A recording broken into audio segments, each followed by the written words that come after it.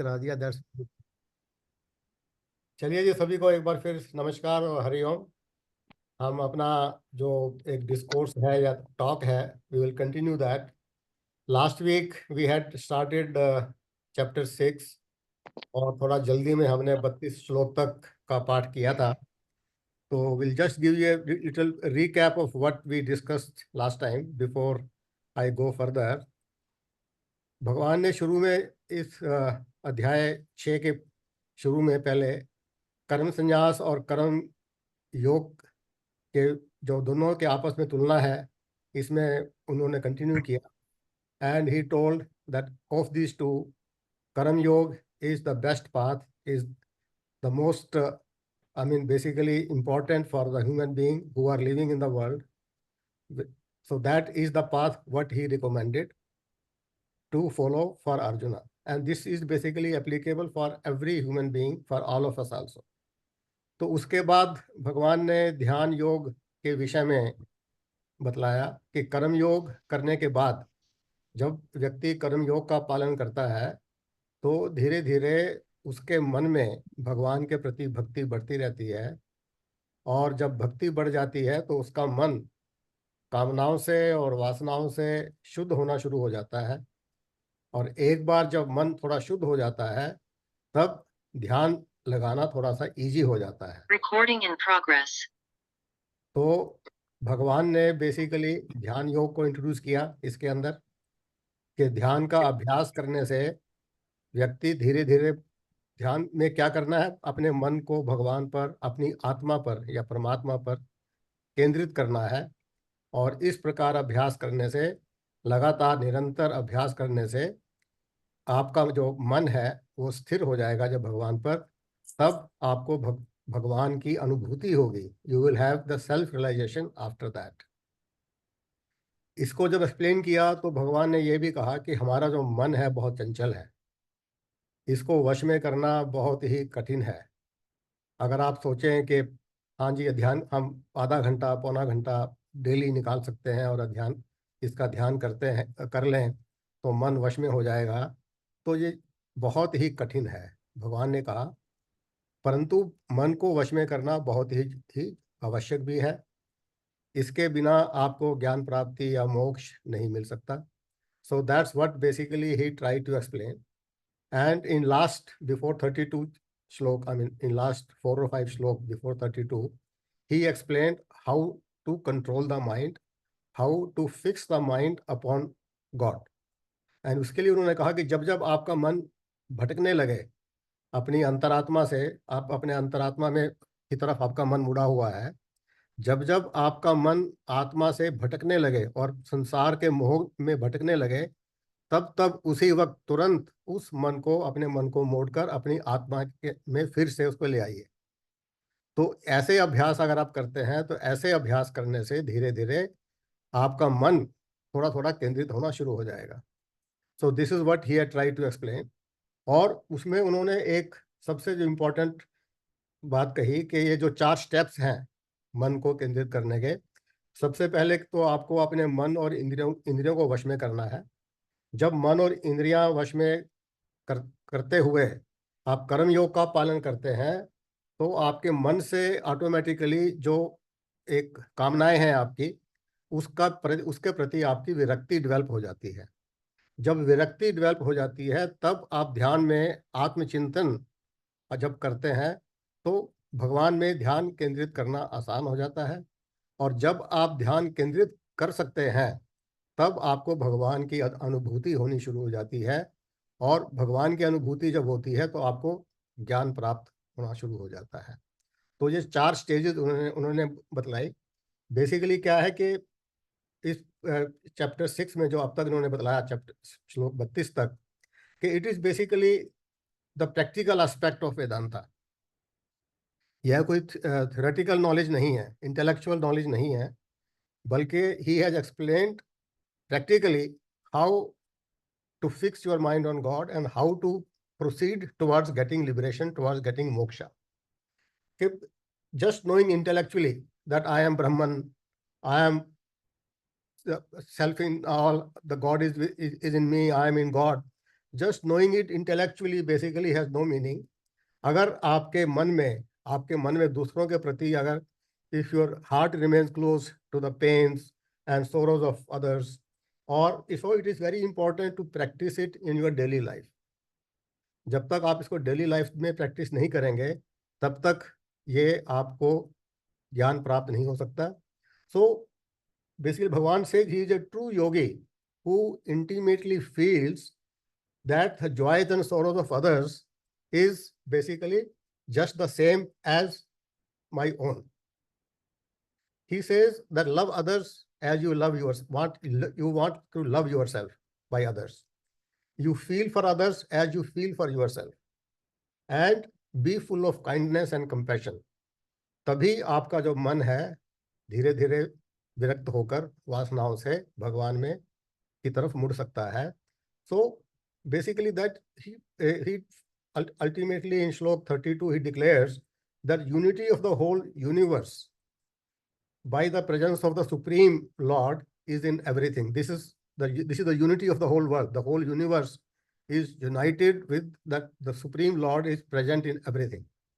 So this is a who is a perfect yogi. He again said he is a perfect yogi who has attained this intimate identity of himself with the Lord. So this is basically the perfectness in yoga, which can be achieved by Dhyan Yoga after following a life of Karam Yoga for a long time. अब ये सब सुनने में तो बहुत अच्छा लगता है कि अब आपका मन वश में हो सकता है, ध्यान केंद्रित आप करिए, आपको भगवान की प्राप्ति हो जाएगी। तो ये सब सुनकर अर्जुन के मन में फिर से एक संशय पैदा हुआ।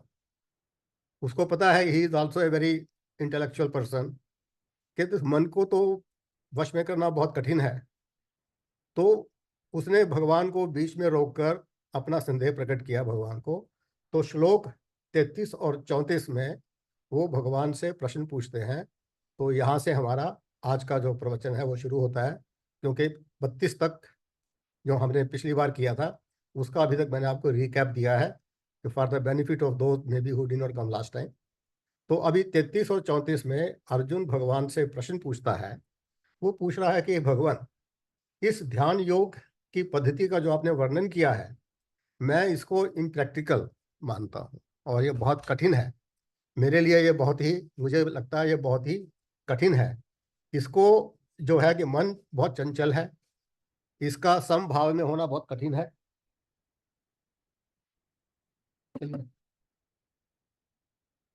एक सेकंड, ठीक है, कोई बात नहीं, कर दूंगा मैं, ठीक। तो इसलिए जो है कि इसको समभाव में टिके रहना बहुत ही कठिन है। तो उसके मन में ये डाउट हुआ कि मान लो अगर आप अभ्यास कर भी रहे हैं और अभ्यास करते करते आप अपने मन को वश में नहीं कर पाए, और उससे मन वश में करने से पहले ही या भगवान में ध्यान केंद्रित करने से पहले ही आपकी मृत्यु हो जाती है, तो आपने जो एफर्ट्स किया तो वो तो वेस्ट हो गया।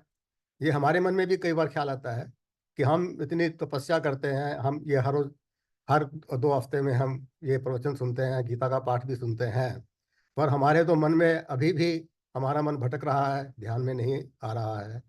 तो इस तरह से जो है ये मन में उनके संदेह हुआ। तो तो उसने जो ये इतना प्रयत्न किया, ना तो वो सांसारिक भोग सुख भोग सका और ना ही वो भगवान को प्राप्त कर सका, तो क्या उसका जो ये सारा का सारा जो प्रयत्न किया हुआ था, क्या वो नष्ट हो जाता है? तो बेसिकली तो ये है कि जैसे हमारा जो मन है, और ये बिल्कुल सही है, इसमें विचारों का प्रवाह चलता रहता है। आप कभी कुछ बात सोचेंगे, इमीडिएटली आपका मन कुछ और बात सोचेगा। ये हवा की गति से भी तेज चलता है। तो इसलिए इसको बहुत ही मुश्किल है।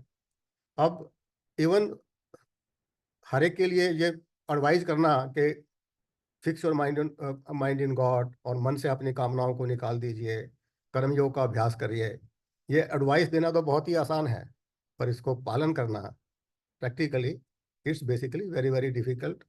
और अगर आप स्वामी विवेकानंद की बुक पढ़ेंगे, उसमें भी उन्होंने यही कहा है basically, that it's very easy to give advice to others but very difficult to follow it. हम सब जानते हैं कि ईश्वर हर जगह है, हमें ईश्वर हमेशा हर जगह देख रहा है, हम ईश्वर की नज़रों से बच नहीं सकते। पर जैसे ही हम फिर संसार में जाते हैं, घर में जाते हैं, हमारा ध्यान ईश्वर से हट जाता है और हम फिर वही अपनी रेगुलर जो हमारा है उसमें हम फिर अपना काम जो है कि शुरू कर देते हैं। सो दिस इज ह्यूमन नेचर, और यही भगवान की माया है।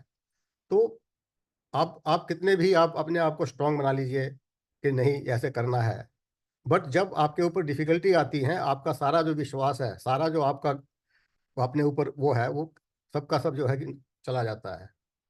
आप अगर कहें कि नहीं जी, एक मेरे को तो कुत्ते से जो है कि डर नहीं लगता है, but when you actually confront and he starts barking upon you, you will start running in your heels and you will tell your son also please run away. तो वो सारा का सारा when you face, when आपके जिंदगी में जब आपके पास प्रलोभन आते हैं किसी भी चीज के, तो आप चाहे मन से जो मर्जी सोचिए, पर वो आप उस प्रलोभन में पड़ जाते हैं। तो this is how your mind works, तो that's why it is very very difficult. तो अर्जुन ने जो प्रश्न पूछा वो बहुत ही अच्छा प्रश्न था और हर एक के माइंड में आता है। तो अब इस प्रश्न का जो उत्तर है भगवान अगले 35 और 36 श्लोक में देते हैं।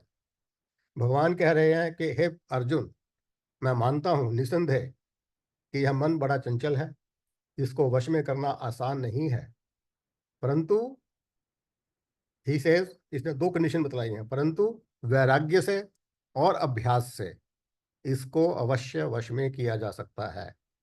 सो दो प्री कंडीशन हैं, वन इज वैराग्य और दूसरा है अभ्यास।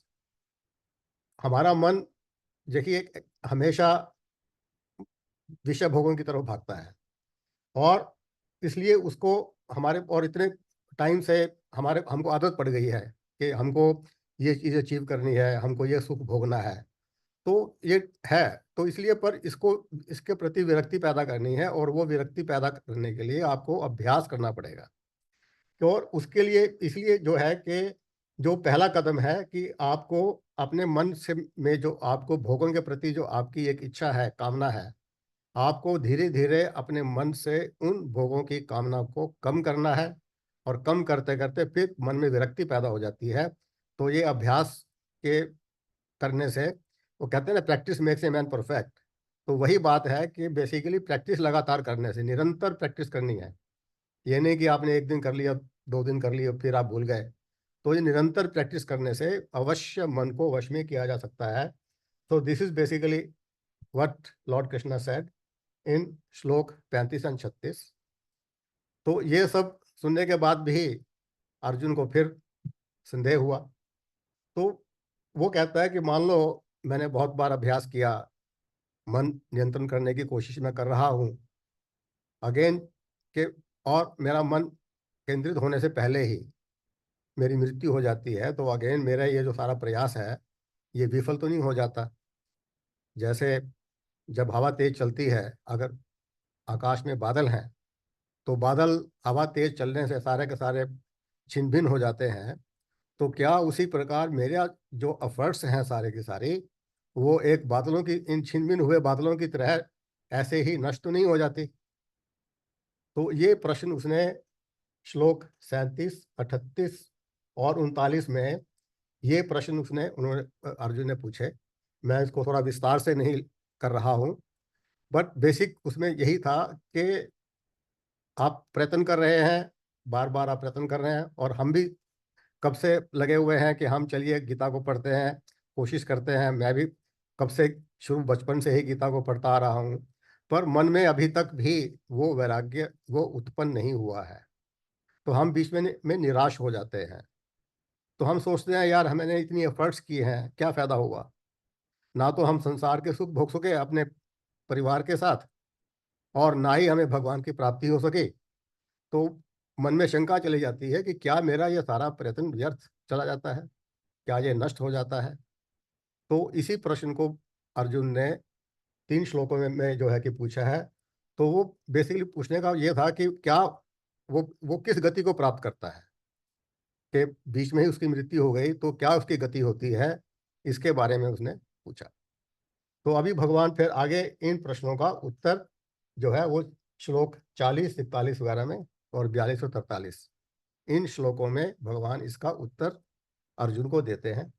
पहले श्लोक 40 में वे कहते हैं कि जो भी व्यक्ति, जो भी आप लोग कल्याण के लिए कार्य करते हैं, जो भी आप किसी निस्वार्थ भाव से कर्म करते हैं, जो भी आप या धार्मिक अनुष्ठान करते हैं, जप तप करते हैं, जो भी आप कार्य करते हैं अपने स्पिरिचुअल प्रोग्रेस के लिए, वो कभी भी विफल नहीं होता, कभी भी नष्ट नहीं होता।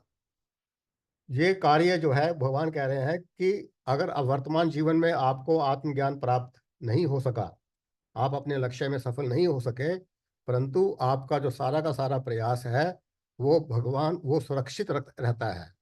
और आपका जो अगला जन्म है वो इस पर निर्भर करता है कि आप किस स्टेज पर पहुंच चुके हैं। और जैसे कहते हैं जब मृत्यु होती है तो सिर्फ शरीर की मृत्यु होती है, आपका सूक्ष्म शरीर, आपका जो अंतःकरण है, जो आपके संस्कार हैं, जो आपके पिछले कर्म हैं, वो सभी आपके साथ अगले जन्म में जाते हैं। ये हमने चैप्टर 2 में, चैप्टर 3 में ये सब देखा है। तो इसी को आगे बढ़ाते हुए जो पुनर्जन्म की जो थ्योरी है रीबर्थ की, उसी को भगवान ने आगे बढ़ाया है कि जब अगर किसी भी स्टेज पर आपकी मृत्यु हो जाती है तो जो भी आपके संस्कार हैं, जिस भी स्थिति में है, उसके बेसिस के ऊपर आपका अगला जन्म डिसाइड होता है। तो उसके लिए कहते हैं कि जैसे आप, हमारा ध्यान क्यों भटकता है? हमारा ध्यान भटकता है कि हमारे मन में भोगों की इच्छा लगी हुई है। हम चाहते हैं कि हम सुख भोगते रहें, और उसी के लिए हम धार्मिक अनुष्ठान कोई व्यक्ति करता है ताकि वो स्वर्ग में पहुंच जाए। हमारे, आप ज़्यादातर लोगों से पूछोगे भाई हमें तो स्वर्ग स्वर्ग मिल जाए, वो स्वर्ग को ही सोचते हैं हमारा अंतिम लक्ष्य है। अब स्वर्ग में क्या है कि स्वर्ग जो है देवताओं का लोक है, जहाँ पर हर तरह के सुख भोग हैं। तो जो व्यक्ति इस भावना से अपना कर्म कर रहे हैं, निस्वार्थ भाव से कर रहे हो चाहे, पर फिर भी वो क्योंकि सुख की प्राप्ति के लिए कर रहे हैं तो वो स्वर्ग में जाते हैं, पर वहां पर भी अपने सुख भोग कर फिर वापस वो इसी संसार में आते हैं। तो इस प्रकार का जो है, तो उसके कोई भी प्रयास उसका असफल नहीं जाता, विफल नहीं होता। तो वहां पर जाकर, स्वर्ग में जाकर एक लंबे समय तक वो स्वर्ग के सुख भोगता है। और जब उसके जो पुण्यों का कार्य है वो समाप्त हो जाता है, तो फिर एक लंबे समय के बाद वापस वो पृथ्वी पर जन्म लेता है। और जो पृथ्वी पर जन्म लेता है तो वह एक ऐसे परिवार में लेता है कि जिसमें ये सारे जो आपके पास धन वैभव है, उस परिवार में धन वैभव होगा, ताकि बचपन में जो आपकी भी जरूरतें हैं जो भी है वो आपको बचपन में ही बड़ी आसानी से प्राप्त हो रही है। तो आपका मन, जब आपके पास धन कमाने की ऐसी वो प्रॉब्लम नहीं रहेंगी, तो आपका मन जो है आपके पिछले जन्म कर्मों की वजह से भगवान की तरफ मुड़ना शुरू हो जाएगा। तो भगवान आपको ऐसे परिवार में जन्म देते हैं जो धन वैभव से भरपूर हो। आपको, क्योंकि जब स्वर्ग के सुख भोगा है, आपको तो पता लग जाएगा कि जो स्वर्ग के सुख भी हैं ये परमानेंट नहीं है। इसके बाद भी फिर आपको फिर संसार में आना पड़ता है। परमानेंट तो सिर्फ वही है कि धीरे जब धीरे आपको मोक्ष की धीरे प्राप्ति है। बिल्कुल। तो ऐसा परिवार में जन्म लेने को भगवान ने इसको दो शब्दों में डिफाइन किया है कि आप कैसे परिवार में जन्म जन्म लेते हैं। एक वर्ड है शुचि नाम, और दूसरा है श्रीमता। शुचि नाम का अर्थ है कि शुद्ध आचरण वाले घर में, जिसका आचरण शुद्ध है, जो पहले से ही उनको भी भगवान की तरफ ध्यान है, तो आप ऐसे परिवार में। और दूसरा है श्रीमताम। श्रीमताम का जो अर्थ है कि जो धनवान लोग हैं, तो आप ऐसे परिवारों में, किसी भी तरह के परिवार में, depending upon the stage of your थोड़ा पास्ट आराम है। अच्छा है कर्मास, ना, बिल्कुल अच्छा। उसके बेसिस पर आप ये जन्म जन्म लेते हैं। जहां पर आप, जहां से आपने छोड़ा था जिस पिछले जन्म में, आप उसी स्टेज से आप शुरू करते हैं नए जन्म के अंदर। तो इस प्रकार से आपको ये जन्म मिलता है। फिर अब श्लोक 42 में कहते हैं भगवान कि मान लो योगी एक निष्काम कर्म योगी था। हमने अभी तो पहले डिस्कस किया, जो आप कर्म कर रहे हैं वो भोग की, सुखों की प्राप्ति के लिए आप धार्मिक अनुष्ठान कर रहे हैं, पुण्य के कार्य कर रहे हैं, वो भी एक तरह की साधना है। तो वो स्वर्ग में जाते हैं, स्वर्ग का सुख भोग कर फिर पृथ्वी पर आते हैं, and then they take birth in a family of who are basically very rich people, and who also have their conduct. They are basically like good people who do not do any evil things, evil acts.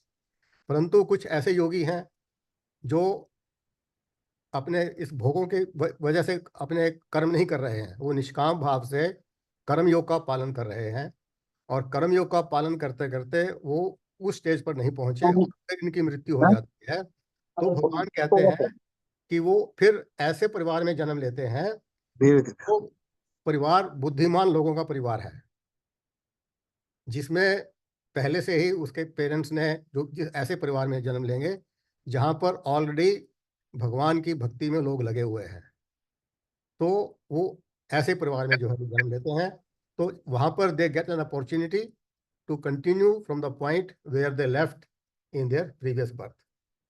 उसके बाद फिर श्लोक 43 में भगवान कह रहे हैं कि वहाँ जो जन्म लिया उन्होंने, वहाँ अपने पूर्व जन्मों के संचित जो कर्म है उसके संस्कारों के बेसिस पर उसको ऑटोमेटिकली स्वतः उसका जो भगवान की तरफ जो ध्यान है वो चलना जो है कि शुरू हो जाता है। There wisdom gets reawakened, basically that's what happens, and without any efforts, बिना किसी उसके एफर्ट्स लगाए वो उस जीवन में ऑटोमेटिकली उसका ध्यान भगवान में लगना शुरू हो जाता है।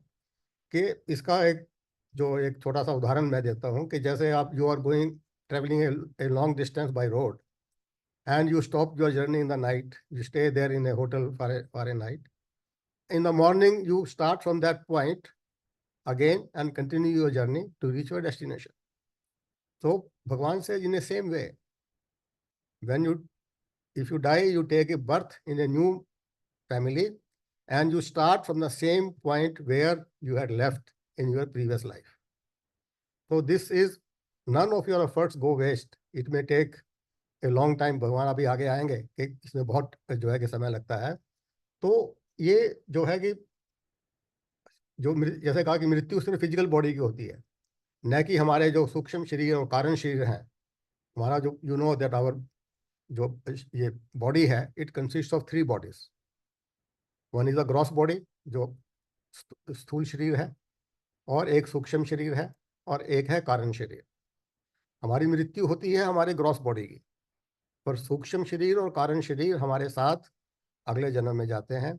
तो यही इसी थ्योरी को भगवान ने बेसिकली इसको एक इस ढंग से समझाया कि आपके सारे संस्कार, आपके मन के विचार, इसीलिए कहते हैं कि भगवान आपके अंदर विराजमान है, आपके हृदय में विराजमान है, उनको पल पल की, हर क्षण की खबर है कि आप क्या कर रहे हैं, क्या सोचते हैं। इवन आपके जो थॉट्स हैं, आपके जो विचार हैं, उसका भी लेखा जोखा भगवान रखते हैं। भगवान को आप चीट नहीं कर सकते, दिखावा नहीं कर सकते। तो भगवान नोज एवरीथिंग, और उसके बेसिस पर कई बार आप सोचते हैं मैंने तो बहुत अच्छे काम किए थे, तो मेरे को भगवान ने ये दुख क्यों दिए। पर भगवान नोज एवरीथिंग कि आपके मन, आपके विचार कैसे थे, आपने जो भला काम किया, जो पुण्य का कार्य किया, वो किस विचार से किया था, ये भी भगवान को पता है, और उसी के अनुसार फिर आपको उसका फल मिलता है। सो this is what basically he said in श्लोक 43। देन वी कम टू श्लोक 44। तो भगवान कह रहे हैं श्लोक 44 में कि ये जो पूर्व जन्मों का जो संस्कार है वो इतने प्रबल होते हैं कि वो अनायास ही, अपने आप से ही आपको भगवान के ध्यान की तरफ मोड़ देते हैं। तो ये जो है कि आप कैसे कहते हैं ईश्वर की पुकार, कि जिस व्यक्ति ने ऐसे अच्छे कर्म किए हैं पिछले जन्मों में, तो जब वो जन्म लेता है तो उसको ईश्वर की पुकार अपने आप से सुनाई दे जाएगी, और उसका जो मन है उसका जो वो खिंचता चला जाएगा। आपको ऐसे कई उदाहरण हमें आपको इतिहास में मिल जाएंगे, अपने पुराणों में बड़ी कथाएं हैं। अब कभी इसका वाल्मीकि का तो उदाहरण आप सबके सामने है, आप सब जानते हैं कि वो एक लुटेरा था, परंतु जब उसने भगवान का नाम लेना, राम का नाम लेना शुरू किया, चाहे उसने उल्टा ही शुरू किया अल्टीमेटली, तो वो भी एक जो है इतना बड़ा महर्षि बन गया। कवि वाल्मीकि, जिसको पूर्ण बैठे बैठे उसने पूरी रामायण जो है कि उनके दिमाग में आई, और उन्होंने पूरी रामायण जो है कि लिख दी। तो ऐसे कई उदाहरण आपको मिलेंगे, क्योंकि उनके पिछले जन्म के संस्कारों के कारण इमीडिएटली कुछ अब प्रारब्ध होता है, वो प्रारब्ध भोग कर, जैसे ही उसने प्रारब्ध भोगा उसके बाद ऑटोमेटिकली उसके मन में भक्ति भावना भगवान के प्रति उसकी जो श्रद्धा है, विश्वास है, बढ़ता चला गया एंड ही बिकेम ए ब्रह्म ऋषि। तो इस तरह से जो है कि जो अपनी योग साधना में भटक जाता है, वो अपनी जीवन यात्रा पूरी करने से पहले ही भटक जाता है, तो फिर वो अगले जन्म में अपना जो साधना है वो वैसे ही शुरू करता है। तो भगवान फिर आगे श्लोक 45 में कह रहे हैं कि ये पिछले कई जन्मों के अभ्यास के बाद कि ये भगवत प्राप्ति या मोक्ष मिलना आसान नहीं है। मिलता आपको आपको इसी जन्म में है। आपको मोक्ष मिलेगा तो आपको जीवित रहते हुए ही मिलेगा। ये जो मन में हमारे कई बार विचार आता है मोक्ष तो मृत्यु के बाद है, किसने मोक्ष देखा? अगर मृत्यु के बाद नहीं, अगर मोक्ष मिलना है तो आपको जीवित रहते हुए ही मोक्ष मिलेगा, आपको उसका अनुभव हो जाएगा। तो इसलिए पर ये मिलता है बहुत जन्मों की साधना के पश्चात। ये अभ्यास, जिसे कहा कि मन बड़ा चंचल है, इसका अभ्यास करना बहुत ही आवश्यक है और अभ्यास करने के बाद भी इसमें आपको काफ़ी प्रयत्न करना पड़ता है, निरंतर अभ्यास करना पड़ता है। आप अपने दैनिक दिनचर्या से 10 मिनट निकाले, 15 मिनट निकाले, 20 मिनट निकाले, आपका ध्यान फिर भटकेगा, फिर आपने उसकी तरफ लगाना है। तो ऐसे करते करते कई जन्मों के अभ्यास के बाद ही आपको ये मोक्ष की प्राप्ति हो सकती है। तो this is what he said in श्लोक 45।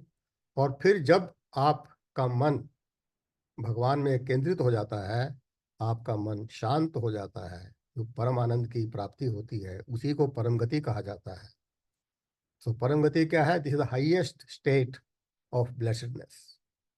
सो that's the stage which you can reach only after your mind हमेशा निरंतर, ऑलवेज, सततम भगवान के ध्यान में लगा रहता है। आपके मन में एक तो सबसे बड़ी बात यहाँ पर कही गई है कि आपके मन में समभाव की भावना है कि मेरे में भी भगवान है, भगवान मुझ में है और मैं भगवान में हूँ, भगवान के अलावा कुछ नहीं है। सब सब में भगवान है। जो आत्मा मुझ में है वही आत्मा सब में है। इसी को समभाव कहा जाता है। जब ये समभाव आ जाता है कि आप प्रत्येक तरफ सर्वत्र भगवान को देख रहे हैं, भगवान के अलावा कुछ नहीं है, तो this is called turning from द्वैतवाद टू अद्वैतवाद। अभी तक तो हम सब द्वैतवाद की बात करते रहे हैं कि भगवान मेरे से अलग है। तो अभी भगवान इसको पूरी जो गीता है उसको आप मोड़ देते हैं अद्वैतवाद की तरफ कि सिर्फ एक है पूरे यूनिवर्स के अंदर और वो है भगवान। तो हम सब भगवान के ही रूप हैं, भगवान है, भगवान के अलावा कुछ नहीं है। This is what he has basically conveyed in this 6 chapters. उसके बाद फिर जो है कि भगवान श्लोक 46 में कह रहे हैं कि जो ये योगी है, जो कर्म योगी है, हमने देखा कि चैप्टर 6 के अंदर योगी वर्ड यूज किया गया है कर्म योगी के लिए। संन्यास जिसके पास जिसने लिया उसको हम योगी नहीं कहते, वो सन्यासी है। योगी वही है जो कर्म योग का पालन करता है। और भगवान कह रहे हैं श्लोक 46 में जो कर्म योगी है वो योगी तपस्वियों से भी श्रेष्ठ है। वह योगी जो जिनको शास्त्रों का ज्ञान है, इंटेलेक्चुअल नॉलेज है, उनसे भी श्रेष्ठ है। और जो धार्मिक अनुष्ठान करते हैं वो उनसे भी श्रेष्ठ है। तो इसलिए भगवान कह रहे हैं क्योंकि कर्म योग के साथ ही आपको ये ज्ञान की प्राप्ति हो सकती है। तो इसलिए श्री कृष्ण अर्जुन को दोबारा कह रहे हैं, हे अर्जुन तुम योगी बनो, इसलिए क्योंकि कर्म योग ही श्रेष्ठ है। सच्चा योगी वही है जो राग द्वेष से रहित होकर कर्म करते हुए जल में जैसे कमल का पत्ता रहता है, पानी से निर्लिप्त रहता है, उसी तरह कर्मयोग करते हुए, संसार में रहते हुए, अपना कर्म करते हुए, गृहस्थ जीवन का पालन करते हुए, पर उन कर्मों से निर्लिप्त रहता है, उन कर्मों के फल से निर्लिप्त रहता है। कहने का अर्थ यह है इसका। तो यही सच्चा सबसे श्रेष्ठ योग है। तो इस प्रकार भगवान ने इन 6 अध्यायों के अंदर पहले ज्ञान योग का कहा उन्होंने, फिर कर्म योग के बारे में किया, फिर ध्यान योग के बारे में किया।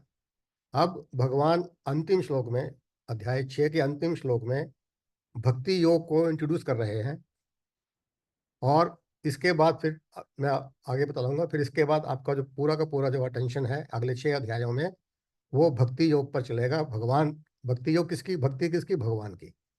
तो श्लोक 47 जो अंतिम श्लोक है, भगवान इसमें कह रहे हैं कि वह योगी जिसका मुझ पर पूर्ण विश्वास है और पूर्ण श्रद्धा है और वो मेरी भक्ति में लगा रहता है, यह भक्ति योग सर्वश्रेष्ठ है। पहले उन्होंने कहा कि योगी श्रेष्ठ है, अब श्लोक 47 में कह रहे हैं कि वह योगी जिसके मन में मेरे प्रति भक्ति है, जिसको भक्ति योग करता है, वह जो भक्त है, मेरा भक्त है, वह सर्वश्रेष्ठ है। भक्त जो भक्ति है वही ईश्वर की सर्वोच्च शक्ति है, और ये एक ऐसी शक्ति है जो प्राणी को ईश्वर से बांध कर रखती है, ईश्वर से जोड़ कर रखती है।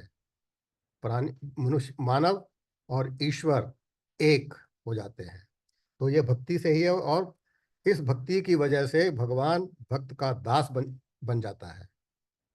तो फिर वो भगवान आपके दास बन जाते हैं, और इस भक्ति की वजह से ही आपको सेल्फ रियलाइजेशन तुरंत हो जाता है। तो भगवान इस तरह से इस भक्ति योग को यहाँ इंट्रोड्यूस करते हैं और चैप्टर 6 को समाप्त करते हैं। तो इस श्लोक के साथ ही चैप्टर 6 हमने खत्म किया है। उससे पहले कि मैं अपना प्रवचन आज का समाप्त करूं, मैं आपको इन 6 अध्यायों का थोड़ा सा ब्रीफ के अंदर कि भगवान ने क्या इस 6 अध्यायों में किया है। इनिशियली अगर आपको याद हो, जब ये गीता का मैंने इंट्रोडक्शन दिया था, ये कहा था कि गीता में एक वेदों का महावाक्य है, तत्त्वमसि। तत् मीन्स दैट, त्वम मीन्स यू और आई, असि means like a equal sign है, यू आर दैट। तो पूरी गीता के अंदर सिर्फ इन 3 पदों का विस्तार से वर्णन किया गया है। पहले 6 अध्यायों में भगवान ने त्वम पद का विस्तार से वर्णन किया है, आपके बारे में, प्राणी के, जीव के बारे में, कि आप कौन हैं, आपका स्वरूप क्या है। चैप्टर 2 में भगवान ने बड़े विस्तार से कहा कि ये शरीर, ये मन और बुद्धि, ये आपका की पहचान नहीं है। आपकी पहचान है आपकी आत्मा, जिसे जीवात्मा कहा गया है, क्योंकि वो जो आत्मा आप में है, चाहे वो आत्मा सब प्राणियों में एक ही है, पर जब वो आपके शरीर से जुड़ जाती है, आपके सूक्ष्म शरीर से जुड़ जाती है, तो वो जीवात्मा बन जाती है। तो जितने भी आप शरीर हैं उतनी ही जीवात्माएं इस यूनिवर्स के अंदर हैं। तो आपका जो वास्तविक स्वरूप है वो आत्मा है। आत्मा कभी मरती नहीं है। भगवान ने शुरू में जो इम्पोर्टेंट श्लोक हैं, वासान से जीर्णानि यथा विहाय, नैनम चिंदन्ति शस्त्राणि, तो ये सब उसको आत्मज्ञान, आत्मा के बारे में उपदेश दिया। फिर भगवान ने अर्जुन को कर्म योग का उपदेश दिया कि कर्म योग क्या है, और उनको कर्म योग में लगने के लिए कहा। और कर्म योग की प्रॉपर डेफिनेशन चैप्टर 2 में, चैप्टर 3 में, चैप्टर 4 में, फिर चैप्टर 5 में भी, फिर चैप्टर 6 में भी उन्होंने बार बार बहुत विस्तार से कर्म योग को एक्सप्लेन किया। अर्जुन के मन में आ गया था कि मैं संन्यास क्यों ना ले लूं। भगवान ने वो भी कहा कि नहीं, संन्यास लेना जो है कि जो गृहस्थ जीवन में रहता है, हम जो देहधारी पुरुष हैं, हम जब तक अपने आप को शरीर मानते रहेंगे, हम अपने आप को भगवान से अलग समझते रहेंगे, तो संन्यास जो लेना है वो व्यर्थ है, वो उसका कोई फायदा नहीं है। संन्यास का अर्थ है कि संपूर्ण कर्मों का त्याग कर देना। आपने अपना घर बार छोड़ दिया, आपका घर के प्रति कोई कर्तव्य नहीं होता। आप अपना नाम भी, आपने देखा होगा सन्यासी अपना नाम भी चेंज कर लेते हैं, वो किसी के पिता पुत्र नहीं होते। So they have completely abandoned their worldly duties. जबकि कर्म योग, क्योंकि हम देहधारी पुरुष हैं, हम अपने आप को अलग मानते हैं, हमारा शरीर, हम अभी भी अपनी पहचान अपने शरीर से करते हैं। तो उनके लिए कर्म योग का साधन जो है, कर्म योग का जो लाइफस्टाइल है, वो भगवान ने बतलाया। और ये सब बताने के बाद फिर चैप्टर 6 में कि कर्मयोग जब आप करते करते उस स्टेज पर पहुंच जाते हैं कि आपके मन में वैराग्य उत्पन्न हो गया है, तो आप भगवान के ध्यान में चिंतन करें और भगवान के ध्यान में अपने मन को स्थिर करें।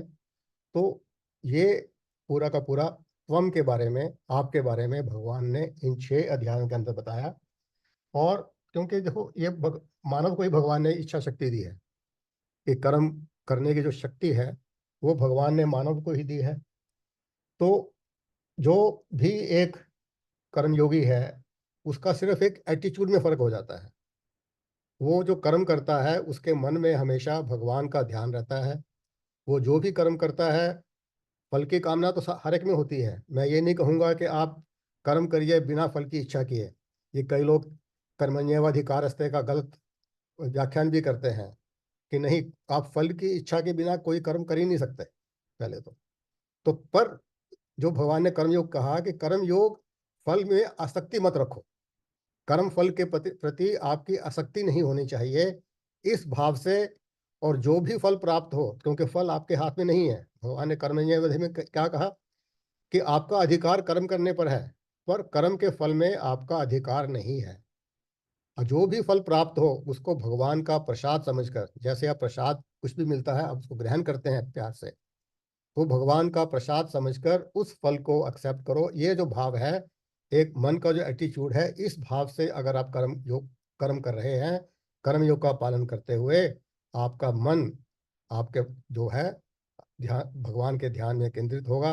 आपका मन जो है सांसारिक भोगों से हटकर अपने अंदर आत्मा की ओर मुड़ेगा।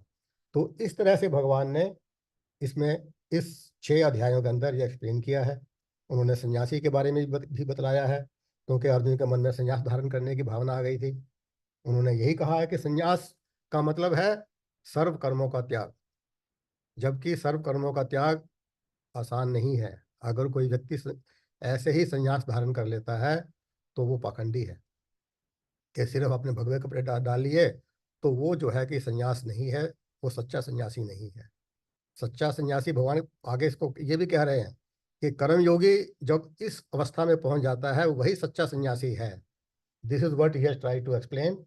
और इस प्रकार जो है कि भगवान ने फिर अपना जो सारा बतलाया कि जो अभ्यास की जो प्रक्रिया है कितनी लंबी है। तो इस तरह से भगवान ने इन 6 अध्यायों के अंदर जो त्वम पद है, जीव के बारे में, हमारे और आपके बारे में, कि आप कौन है, आपको अपनी लाइफस्टाइल कैसे करना है, इसके बारे में विस्तार से वर्णन किया। अब आगे 6 अध्यायों के अंदर, 7 से लेके 12 अध्यायों के अंदर, भगवान तत् पद का विस्तार से वर्णन करेंगे कि तत् मीन्स ईश्वर, दैट, हु इज दैट, ईश्वर कौन है, भगवान कौन है, ये उनका एक्सप्लेनेशन करेंगे। तो इसके साथ ही मैं आपसे आज इस पर विराम देता हूँ, और मेरे ख्याल में आज काफ़ी क्वेश्चन आंसर होंगे, तो हमारे पास समय भी है तो उसके हम कर सकते हैं डिस्कस। धन्यवाद आपका सबका। आप केजी अनम्यूट करके। सॉरी जी, सॉरी सॉरी। ब्रिज जी, बहुत बहुत धन्यवाद। जो मैं देख रहा हूँ, जो मैं समझ रहा हूँ, मेरा ख्याल है ज्ञान से द्वंद की ओर हम अग्रसर हो रहे हैं।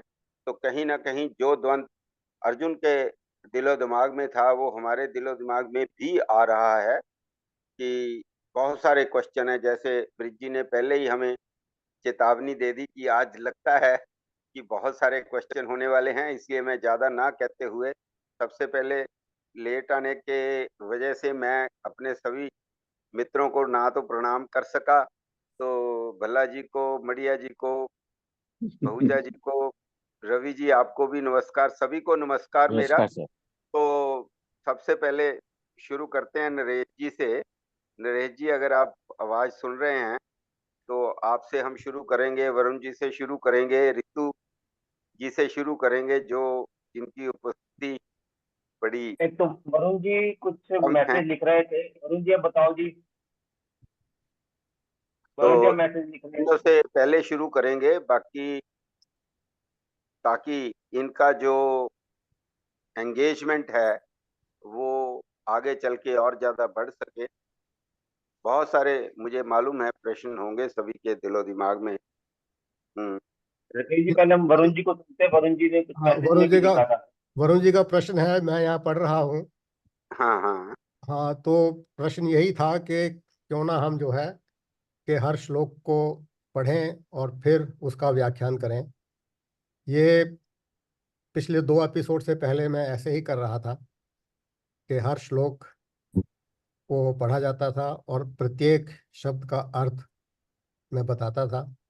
उसमें एक तो समय ज़्यादा लग रहा था, और फिर मैंने देखा कि इतना शायद इसमें इंटरेस्ट नहीं है लोगों का, क्योंकि संख्या कम हो रही थी।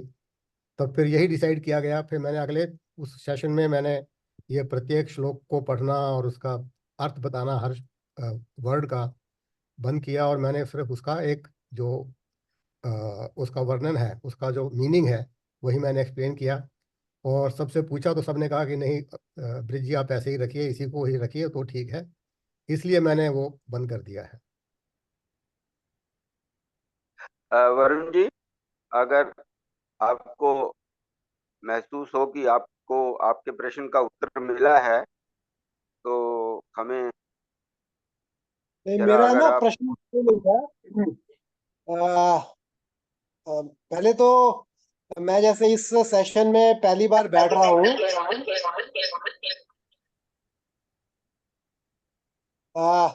मैं इस सेशन में आपकी आवाज़ गूंज रही है। अभी ठीक आ रही है? हाँ जी, अब ठीक है। जैसे रही कि है। मैं इस सेशन में पहली बार बैठ रहा हूँ और मुझे बैठ के बहुत ही आनंद आ रहा है। क्यों? अच्छा, ये इसको स्पीकर आवाज स्पीकर स्पीकर फोन पे स्पीकर फोन पे मत करिए। हाँ, जिसे कहते हैं ना कि संतों का संग कीजिए, तो मैं अपने डीसीईटी के सारे सीनियर मोस्ट कलीग्स तो नहीं कहूंगा, अपने गुरुओं के साथ में हूँ। और ये सही में संतों का संग है, जिससे कहा गया है अध्यात्म में भी कि संतों का संग कीजिए, कुछ भी भक्ति या ज्ञान या योग प्राप्त करने के लिए संतों का संग कीजिए। तो वास्तव में आज चंडीगढ़ से पढ़े हुए हमारे सीनियर्स के संतों रूपी संग को देखकर मुझे बहुत अच्छा लगा। और भगवत गीता का मैं भी बहुत ही गहन अध्ययन करने करने वाला अपने आप को मैंने बना रखा है पिछले 15-20 साल से। और मैंने ये देखा कि जब जीवन में मुझे कहीं से हेल्प नहीं मिली अपने व्यापार में और कई चीजों में, तो भगवत गीता ने मुझे वो मार्ग दिखाया और वो मेरे अंदर प्रेरणा प्रोत्साहन दिया कि जिसको कि मैं आज याद करता हूँ 1999 2002 के कालखंड को, तो मेरे रोंगटे खड़े हो जाते हैं कि किस तरीके से मैंने भगवत गीता के कारण ही लाइफ में लड़के अपने व्यापार को स्टेबल करना सीखा। तो ये मुझे बहुत अच्छा लगा कि अभी हम यहाँ पर सब बैठ करके गीता के ज्ञान को ब्रिज सर द्वारा इतना सिंपल लैंग्वेज के अंदर समझ पा रहे हैं। क्योंकि इसमें जो ज्ञान है इतना रहस्यमयी तरीके से लिखा हुआ है, श्लोकों में लिखा हुआ है कि एक बार पढ़ने से समझ में नहीं आता। मैंने गीता कम से कम अभी तक नहीं तो 10 बार तो पढ़ ली होगी, और श्लोक पढ़ने में मुझे बहुत आनंद आता है। तो मेरा ब्रिज जी सुझाव यही था कि इतना रस घुला हुआ है श्लोकों के अंदर, तो जैसे आपने 33 से लेकर के 46 तक आपने आज सबका इतना सिंपल वे में अर्थ बताया। इन 46 से तक के ये 8-10 श्लोक जो है, इनको 2 मिनट में हम पढ़ करके एक माहौल को और ज्यादा भगवतमय कर सकते हैं। मेरा सुझाव ये था। नहीं, वो अगर आप अच्छा कहें तो सुझाव है। मैं इसका उच्चारण कर सकता हूँ अगले तीन अगर चार मिनट के अंदर। हाँ, अगर आप पढ़े आई थिंक इसका उच्चारण करें तो अच्छी बात। अगर आप कर सकते हैं तो प्लीज। हाँ, मैं कर सकता हूँ, और आपको शायद अच्छा लगेगा। शायद मैंने हाँ आपने प्लीज। जहाँ से शुरू किया था वहीं से ही कर देता हूँ मैं। हाँ ठीक है। आपने श्लोक 33 से शुरू किया श्लोक है। नंबर 33 से लेकर हाँ 7 तक ले, तो मैं 33 से ही शुरू करता हूँ। हाँ जी, हाँ जी। तो 33 में अर्जुन जो बोलता है वहां से स्टार्ट होता है। अर्जुन उवाच यो वयम योक्तव्या प्रोक्तः साम्येन मधुसूदन एतस्याहं न पश्यामि चंचलवात स्थितिं स्थिराम् चंचलं हि मनः कृष्ण प्रमाथि बलवदृढम् तस्याहं निग्रहं मन्ये वायोरिव सुदुष्करम् असंशयं महाबाहो मनो दुर्निग्रहं चलम् अभ्यासेन तु कौन्तेय वैराग्येण च गृह्यते असंयतात्मना योगो दुष्प्राप्य इति मे मतिः वश्यात्मना तु यतता शक्यो वाप्तुमुपायतः। अर्जुनोवाच अयति श्रद्धयोपेतो योगचञ्चलितमानसः अप्राप्य योगसंसिद्धिं कां गतिं कृष्ण गच्छति। कच्चिन्नो यभिभृष्टच्छिन्नभिमिव नश्यति अप्रतिष्ठो महाबाहो विमूढो ब्रह्मणः पथि। एतन्मे संशयं कृष्ण छेत्तुम् अर्हसि शेषतः त्वदन्तय संशयस्य चेत्तान्युपपद्यते।